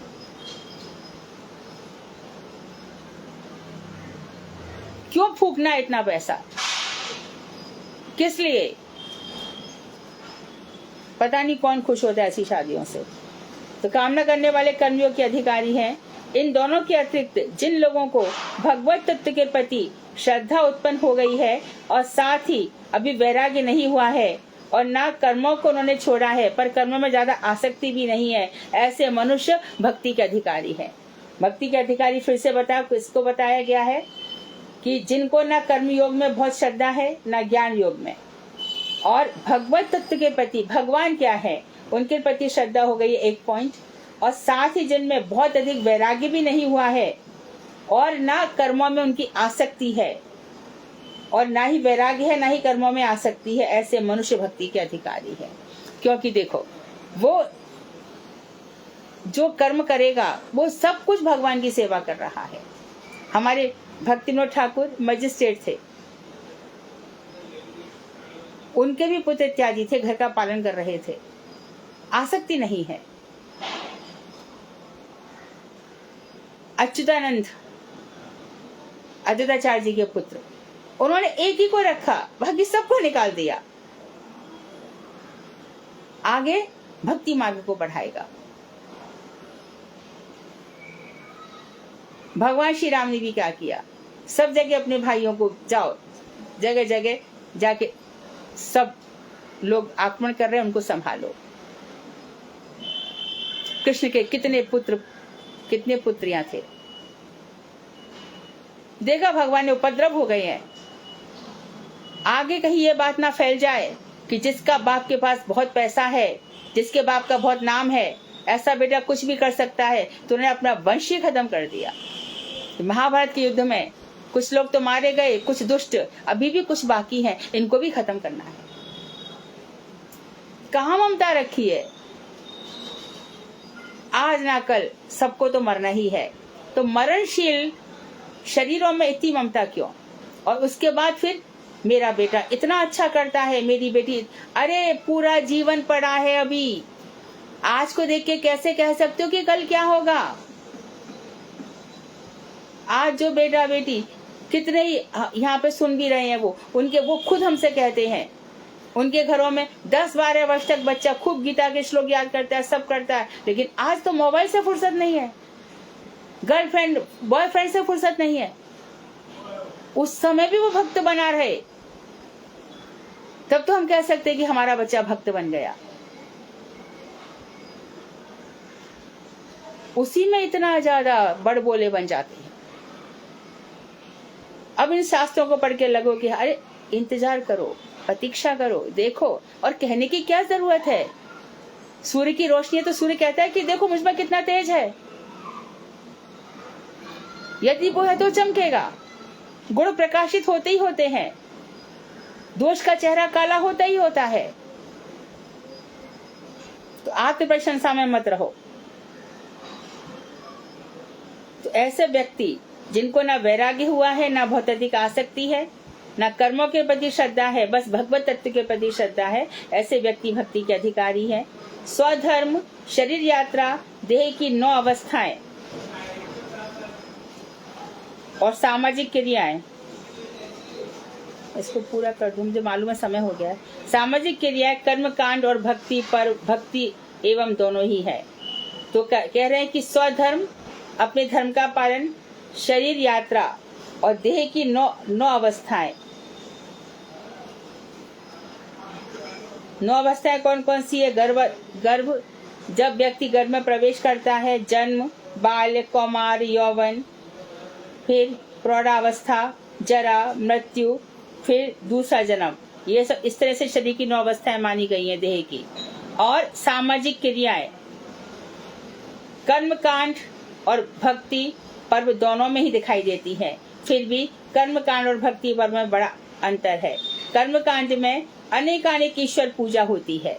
कर्म कांड वाले आज सोमवार का शिव, मंगलवार को हनुमान, शनिवार को हनुमान जी, बुधवार को गणेश जी, ये सब कर्म कांडी है। अनेकानेक ईश्वर पूजा, ये वहां जाएंगे जहाँ पे 5 को ही भगवान माना जाता है। वहाँ दुर्गा भी भगवान है, शिव जी भी भगवान है, शिवलिंग भी भगवान है। सदा शिव और शिवलिंग में क्या अंतर इनको पता नहीं है। सदा शिव, शंकर, रुद्र में क्या अंतर इनको पता नहीं है। रुद्र 11 इनको नहीं मालूम है। कैलासी, काशी, केवासी, अविनाशी, मेरी सुधली जो सेवक जान सदा, तो मेरी सुधले, मेरे को सारे दुख दूर कर। ये सारी भक्ति इसीलिए, मेरे दुख दूर कर, दुख दूर कर। अरे मर जाएगा, दुख तो हर जन्म में आएंगे, क्या दुख दूर होंगे? दुख ही ना आए कभी, हमेशा आनंदमय रहे, ये भक्त को अपने आप मिल जाता है। दुखों से कहाँ छुटकारा होता है किसी का? शरीर पैदा नहीं होगा और भजन के योग्य हो जाएगा, गोलोक धाम मिल जाएगा, तो दुखों से छुटकारा होगा। दुखों से किसका छुटकारा होता है? जो कहता है ना मैं सुखी हूँ, झूठ बोलता है, परफेक्ट झूठ बोलता है। क्योंकि भगवान श्री कृष्ण ने यह संसार बनाया है अनित्य और दुखालय। यहाँ हर कोई दुखी है। जब किसी को पता चलता है ना कि ये मेरे सुख से ईर्ष्या करता है, तो उसको जाके जरूर बोलेगा मेरा बेटे का ऐसा हो गया, बेटी का ऐसा। किसको मालूम इसको ईर्ष्या हो रही है? तो किसी न किसी तो बता रहे हैं, कर्म कांड में अनेकानेक ईश्वर पूजा होती है, ये कर्म कांड है। इंद्रिय प्रीति रूप काम, जब देखो जब अपने इंद्रिय तर्पण के लिए जिएगा, जो हमारे कॉमन सेंसेस है, ग्रेटिफिकेशन ऑफ, जो भी हमारे इंद्रियों को सुख मिलना चाहिए, काम और लौकिक जड़ीय सम्मान। और सम्मान मिल गया तो उछल गए गुब्बारे की तरह। प्रभुपाद जी ने गुब्बारा शब्द कहा है। प्रतिष्ठा मिल गई तो गुब्बारे की तरह उछल गए, हाँ हाँ ऐसे। और जब प्रतिष्ठा हो गई तो गुब्बारा पिचक गया।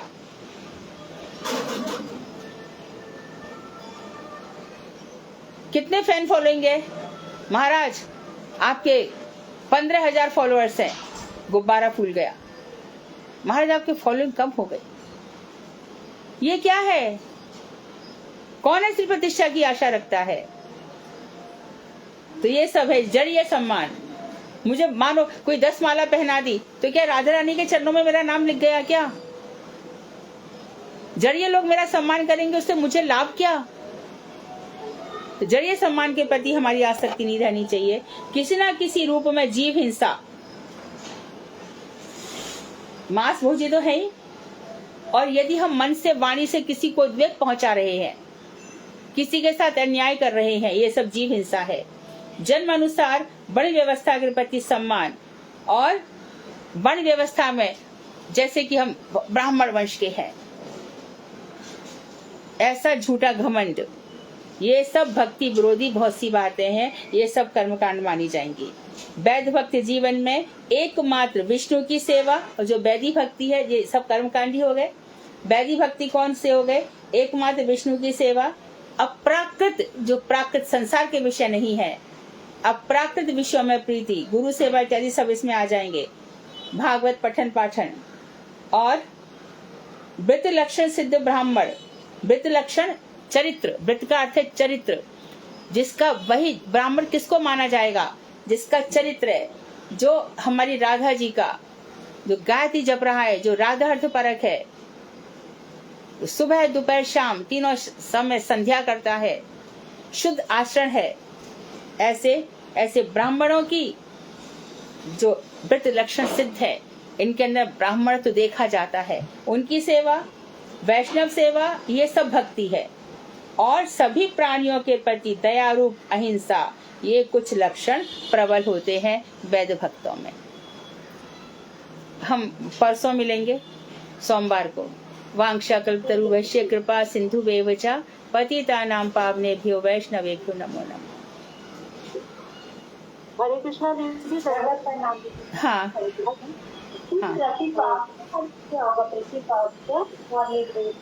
आवाज नहीं आ रही। प्रतिवाद, विरोध करना, प्रतिवाद करना, विरोध करना।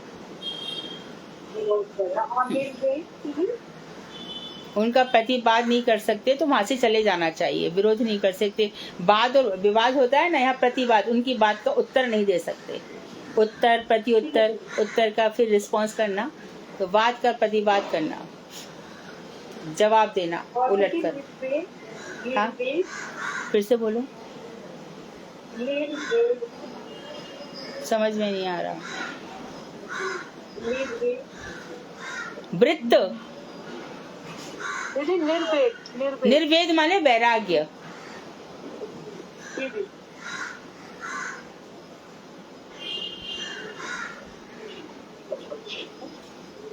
हरे कृष्णा दीदी, दंडवत प्रणाम। हाँ, दीदी जैसे आपने अभी प्रतिष्ठा के बारे में बात करा, तो जैसे हम कोई अपना काम कर रहे हैं, हमें मतलब हमें संतुष्टि होती है कि जब हमारा काम बिल्कुल जैसे परफेक्ट हो।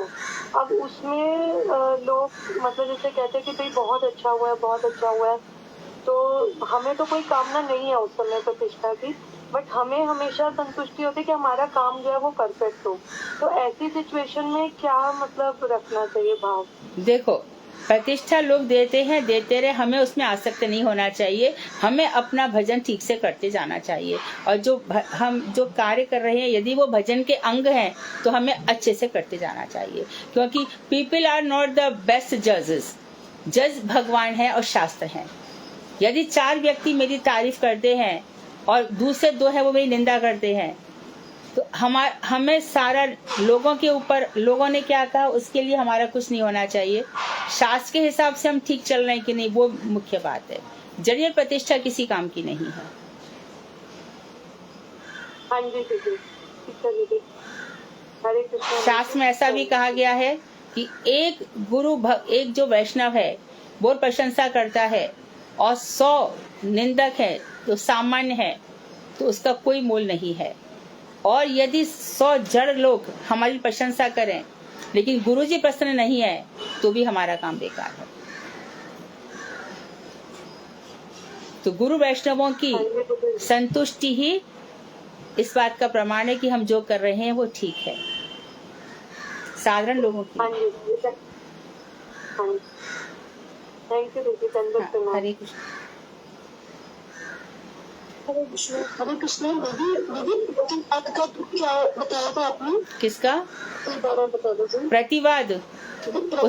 हाँ, उसका उत्तर देना, दृढ़ता पूर्वक उत्तर देना, एकदम जबरदस्त जवाब दिया।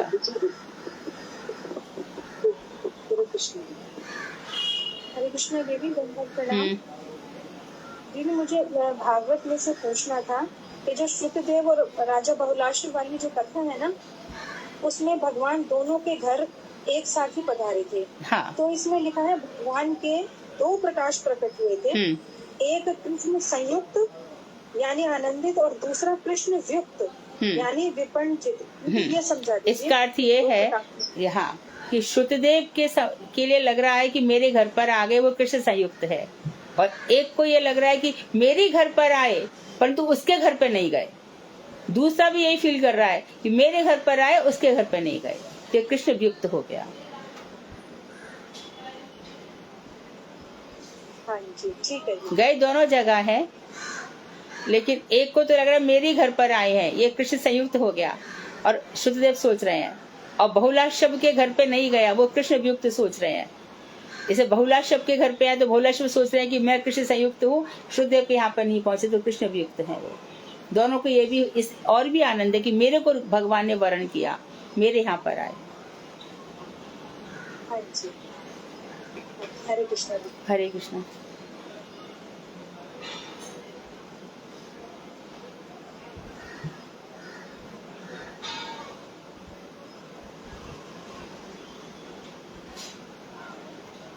और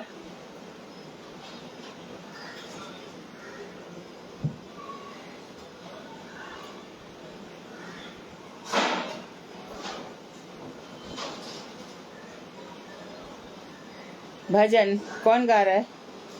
हरे कृष्ण दीदी, दंडवत प्रणाम दीदी। दंडवत। हाँ दीदी, गुरु अष्टकम में 8वां श्लोक है, वहाँ पर बोलते हैं यश प्रसाद भगवत प्रसाद। हाँ, हाँ हाँ तो दीदी इस लाइन में थोड़ा सा है ना, हम लोगों को थोड़ा सा डाउट हो रहा है।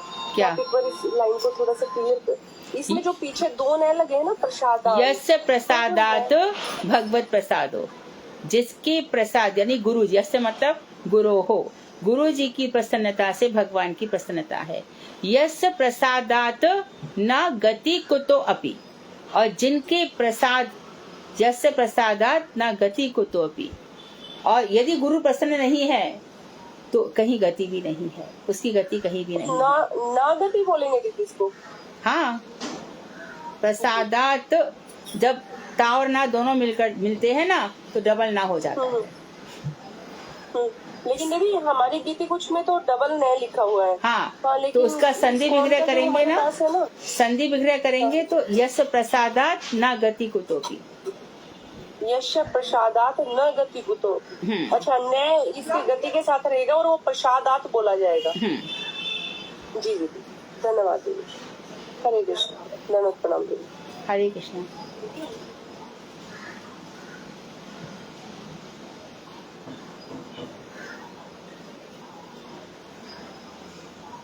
इसमें यस्य प्रसादान लिखा, प्रसाद मतलब प्रसाद अन्न लिखा हुआ, जैसे एक तरह से संधि भी चेक करेंगे तो यस्य प्रसादान नहीं, संधि का रूल है ताका ना हो जाता है, संस्कृत संधि है ये, जो माहेश्वर सूत्र है ना उसके नियम से ऐसा होता है। तो इसको कैसे उच्चारण करेंगे दीदी? पहले हमने बोला यस्य प्रसादात, पहले ता बोला है ना, प्रसादात भगवत प्रसादो,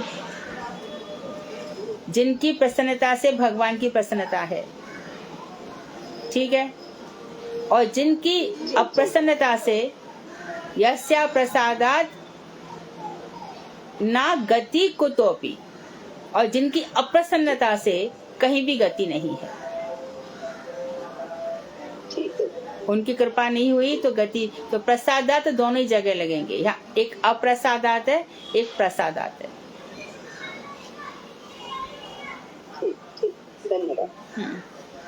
ये संस्कृत के रूल्स हैं। माहेश्वर सूत्र, जब भगवान शंकर ने तांडव नृत्य किया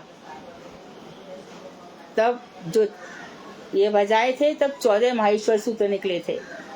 पहला सूत्र अयूणा, दूसरा रिलिक, तीसरा यच, चौथा है बरट, पांचवा लड़ा। तो जितने भी हमारे सारे शब्द है ना वो ऐसे कहा जाता है, डमरू से निकले और उसके बाद फिर सारे ऋचाएं मंत्र इत्यादि बने।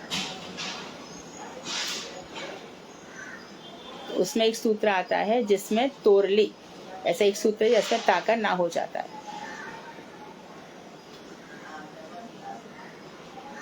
बहुत अभी तो बहुत सारे गलती चल रहे हैं। अभी हमने तो माधव महाराज को भी कहा कि लोग आकर के बोलते हैं तो शुद्ध कराओ।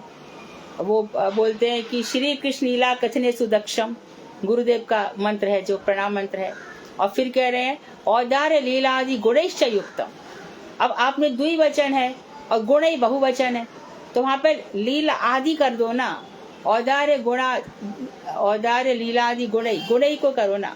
तो क्योंकि मैं शुद्ध बोलती लीला आदि खाली वहां पे गड़बड़ कर दिया है, ऐसे बहुत गलती है। फिर और बोलेंगे राधिकाई प्रात्मने, राधिकाई चतुर्थी विभक्ति एक वचन कैसे हो सकता है? वहां पर बोलो राधिकायाः प्रियात्मने, वो भी गलत चल रहा है। राधिकायाः, राधिका की जो प्रिय है। इसी प्रकार से हमारे बहुत सारे लोग ऐसी गलती करते हैं, गुरवे गौर चंद्राय राधिकाय तदालय, वहां आधा सा क्यों लगाते हैं बताने, वो भी गलत है। राधिका के लिए और उनके आलय के लिए, जो संस्कृत जानते होंगे उनको लग रहा होगा कि मैं जो कह रही हूँ, तो उसमें बीच में सा क्यों लगा देते हैं। हमारे बड़े बड़े सन्यासी लोग राधिका तदालय बोल रहे हैं।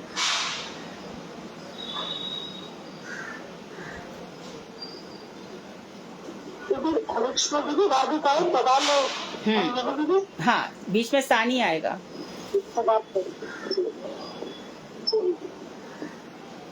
दीदी स को साइलेंट कर देंगे फिर? नहीं, सा आएगा ही नहीं। राधिका चतुर्थी विभक्ति एक वचन है, हम कोई अंग्रेज वाले थोड़ी, हमारे तो हर शब्द का उच्चारण होता है, हमारे साइलेंट कुछ होता ही नहीं। अंग्रेज लोग करते हैं साइलेंट। तो देखिए इस दो लाइन को कैसे बोलेंगे? कौन सी वाली? गुरुदेव का जो अभी आपने बताई, गुरुवे गौर चंद्राय राधिकाई तदालय। राधिकाय, या पे एक ही मात्रा, डबल है ना। राधिकाय चतुर्थी विभक्ति एक वचन। गुरुवे चतुर्थी एक वचन है गुरु जी के लिए, गौर चंद्र के लिए, राधिका जी के लिए, और तद आलय और उनके आलय में अर्थात जितनी भी उनकी सखियां हैं उन सब के लिए।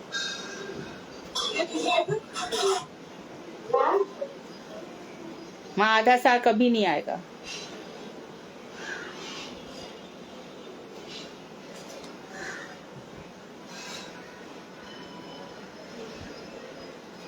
इसी प्रकार से सब। एक हाँ, दिन गुरुदेव का ये मंत्र भी सही तरीके से उच्चारण करना सिखा देना, गुरुदेव का मंत्र। श्री कृष्ण लीला कथने सुदक्षम, ये वाला। हाँ जी दीदी, सूक्ष्म औदार्य माधुर्य गुण। हाँ, तो माधुर्य की जगह हम गुणई बहुवचन कह रहे हैं और औदार्य माधुर्य दो बोल रहे हैं, तो द्विवचन होना चाहिए था। तो इसके लिए यदि हमको वहाँ माधुर्य आदि लगा देते हैं तो हमारा काम पूरा हो जाता है। औदार्य माधुर्य आदि,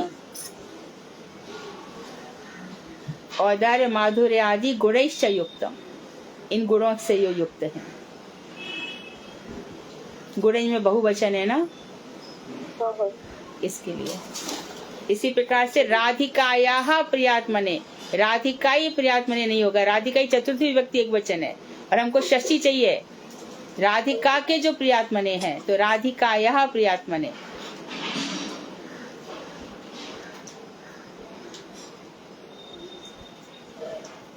जी दीदी, प्रयास करेंगे दीदी इसको ठीक करने का। धन्यवाद दीदी। हाँ, हरे कृष्ण। धन्यवाद दीदी। हरे कृष्णा। दीदी मैं भी पूछ रही हूँ दीदी, वो उत्कर्ष कथा वाला क्या है दीदी? आवाज नहीं आ रही। वो सही है दीदी, उत्कर्ष कथा भागवत एवं सद्गुण। तो दीदी ये दीदी उत्कर्ष कथा है कि उत्कर्ष कथा है दीदी? दीदी ये है ना, गुरु अष्टकम में ही है, रुक्तश्य लिखा हुआ है, तो ये रुक्तश्य को उक्तश्य बोलेंगे दीदी? देखो सस जुशो रू से सा का रू ये बन जाता है, ये नियम है। और तुम कौन सा पूछ रही हो, फिर से बोलो। दीदी रुक्तश्य तथा भाव्यत एव सद्भिः, किंतु प्रभोर्या, रुक्तश्य को उक्तश्य बोलेंगे ना? किंतु प्रभोर्या प्रियवतस्य, ये वाला ना। जी जी, वंदे गुरु जी दीदी। उक्तस तथा भाव्य, यदि मिलाकर के बोलोगे तो रू बोल दोगे, विसर्ग का रू हो जाता है। उसका सूत्र पाणिनि सूत्र अष्टाध्यायी में सस जुशो रू, जहाँ विसर्ग का रा हो जाता है और रा में ऊ मिल गया तो रू हो गया वो। इस तरह से रुक्त भी बोल सकते हो, यदि विसर्ग बोलते हो तो फिर उक्त बोलना पड़ेगा। शुरुआत बोलो, शुरू से बोलो। कहाँ से शुरू कर, शुरू से बोलो, ये वाली लाइन शुरू से बोलो। अनिता दीदी आप बोलना, अगर आपने खोल रखी है तो दीदी ये वाला दीदी बोल रहे हैं कि उक्तस्य भक्ता, उक्तस से पहले बोलो, उक्तस से पहले बोलो, उक्तस से पहले बोलो। दीदी वो है ना साक्षात हरित्व। हाँ, साक्षात हरित्वेन समस्त शास्त्रई, एक मिनट, साक्षात हरित्वेन, उनके अंदर हरित्व है, हरित्व है, हरि नहीं है, हरित्व है। साक्षात हरित्वेन समस्त शास्त्रई, सभी शास्त्रों ने उनको साक्षात हरित्व बताया गया है। साक्षात हरित्वेन समस्त शास्त्र ही उक्तस तथा, तो शास्त्र में या तो विसर्ग बोला, विसर्ग शास्त्र ही हा बोल रहे हैं विसर्ग में तो वो बोलिए, अदरवाइज शास्त्री रुक्त तो रा कर दीजिए, विसर्ग नहीं बोल रहे हैं तो।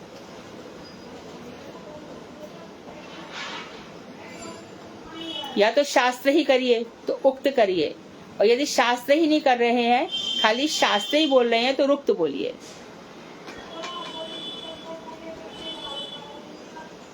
दीदी उक्तस्था बोलेंगे तो ठीक नहीं होगा? ठीक है, तो शास्त्र में विसर्ग बोलो, शास्त्र ही। हाँ जी, पहले मैं युक्तस्था बोलती थी, अब युक्तस्था बोलती हूँ तो ठीक नहीं रहेगा? उक्तस तथा, हाँ ठीक है ना, आप शास्त्री बोलिए। साक्षात हरित्वेन समस्त शास्त्र ही उक्तस तथा भाव्यतेव सद्भिः। ठीक है दीदी, हरे कृष्ण। तुम्हारा शास्त्र ही बोलिए। साक्षात हरिप्रिय समस्त शास्त्र शास्त्र ही भारत एवं सिद्धि सदवी सदवी किंतु प्रभोर्या प्रियव तस्य वंदे गुरु श्री चरणारविंद। हरे कृष्ण। कभी भी हम गलत बोलते थे, नहीं, ऐसे तो कुछ नहीं, हम सब ऐसे ही सीखते हैं गलतियों से, कोई बड़ी बात नहीं है।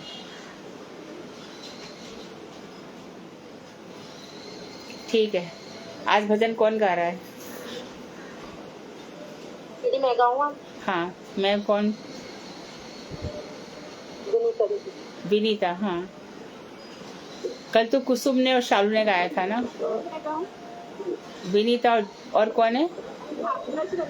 हाँ, ब्रज लगा दीदी। ब्रज बल्लभा। हाँ हाँ, दोनों गाओ।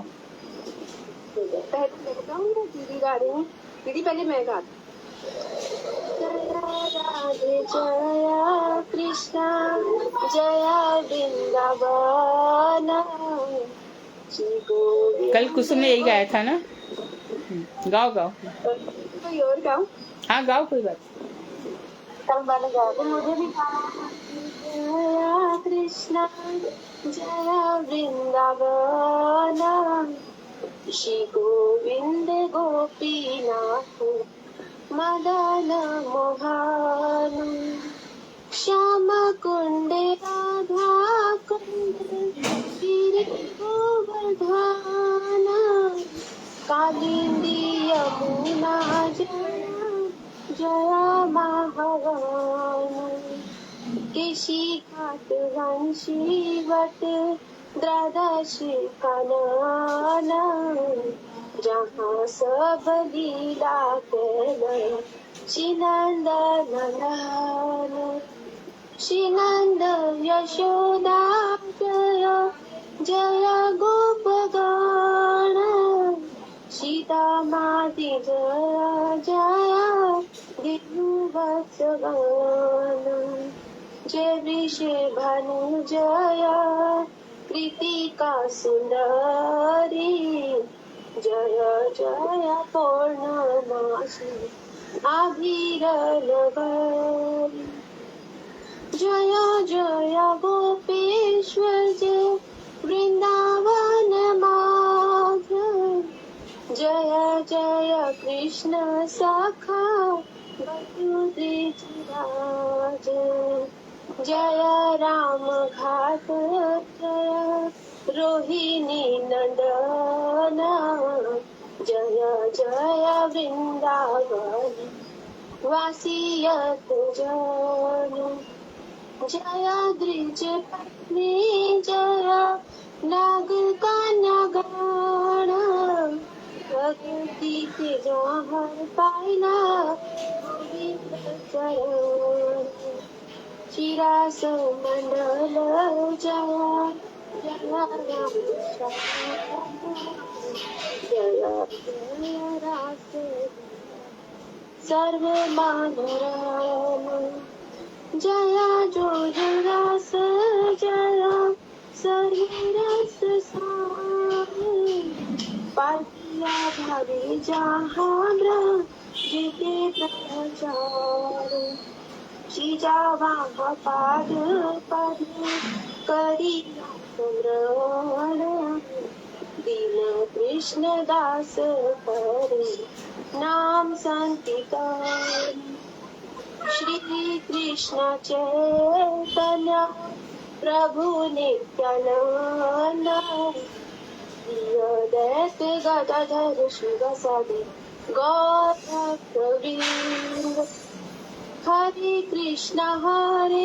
कृष्ण कृष्ण कृष्ण हरे हरे हरे राम राम राम राम हरे हरे हरे कृष्ण कृष्ण कृष्ण हरे हरे हरे राम राम राम बहुत सुंदर, बहुत बढ़िया। विनीता। इतना तो करना जब प्राण तन से निकले गोविंद नाम लेकर, मेरे प्राण तन से निकले। इतना तो करना स्वामी, जब प्राण तन से निकले गोविंद नाम लेकर, मेरे प्राण तन से निकले। श्री गंगा जी का तट हो, यमुना का बंशीवट हो, मेरा सांवरा निकट हो, जब प्राण तन से निकले। इतना तो करना स्वामी, जब प्राण तन से निकले गोविंद नाम लेकर, मेरे प्राण तन से निकले। श्री वृंदावन स्थल हो, मेरे मुख में तुलसी दल हो, विष्णु चरण का जल हो, जब प्राण तन से निकले। मेरे सामने खड़े हो, वंशी के सुर भरे हो, तिरछा चरण धरा हो, जब प्राण तन से निकले। इतना तो करना स्वामी, जब प्राण तन से निकले गोविंद नाम लेकर, मेरे प्राण तन से निकले। सिर तो हो नाम मुकुट हो, माथे पे खाली लट हो, यही ध्यान मेरे घट हो, जब प्राण तन से निकले।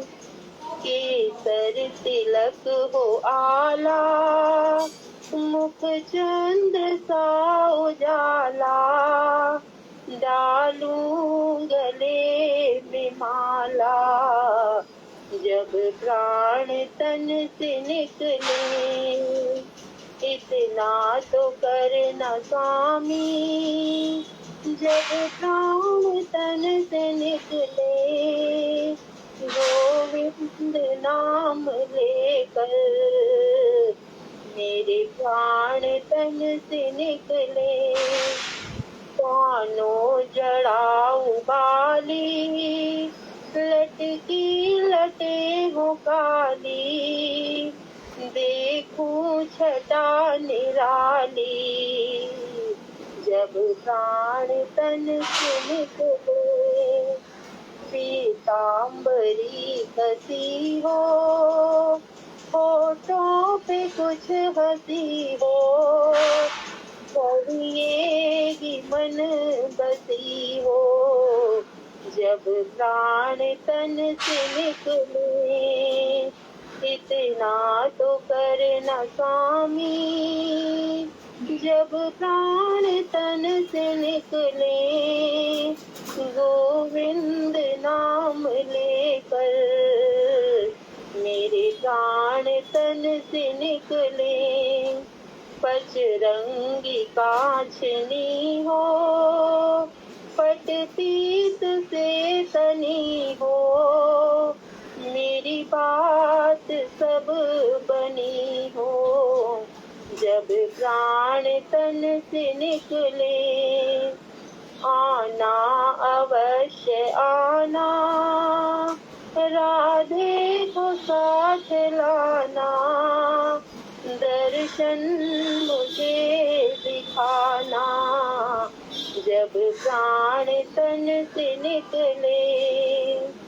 जब कंठ प्राण आवे, कोई रोग ना सतावे, राम दर्शना दिखावे, जब प्राण तन से निकले, मेरे प्राण निकले सुख से, तेरा नाम निकले मुख से, बच जाऊं घोर दुख से, जब प्राण तन से निकले।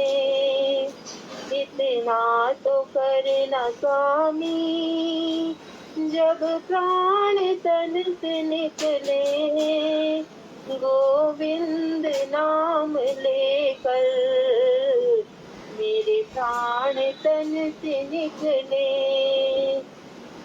उस वक्त जल्दी आना, नहीं शाम भूल जाना, मुरली की धुन सुनाना, जब प्राण तन से निकले।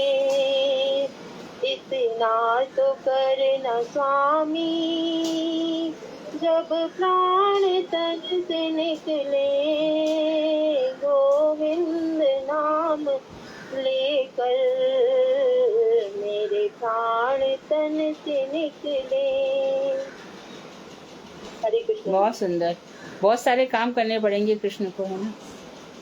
जी दीदी, कोशिश तो कर रहे हैं दीदी। आपका साथ रहा तो दीदी कुछ तो हो ही पाएगा। अरे बहुत सारी सेवाएं करनी पड़ेंगी कृष्ण को हमारे लिए। ठीक है। इसकी बात ये भी है, हाँ। एक भक्त की है अर्जी, आगे तुम्हारी मर्जी। हाँ, तो परसों क्लास होगी, प्रश्न हो जाएंगे। भारती ने प्रश्न भेज दिए हैं, कुछ बचे होंगे तो आप लोग देख लीजिए, और उसके बाद फिर क्लास आगे चलेगी। वांछा कल्पतरुभ्यश्च कृपा सिंधुभ्येव च पतितानां पावनेभ्यो वैष्णवेभ्यो नमो नमः। हरे कृष्ण दीदी। हरे कृष्णा।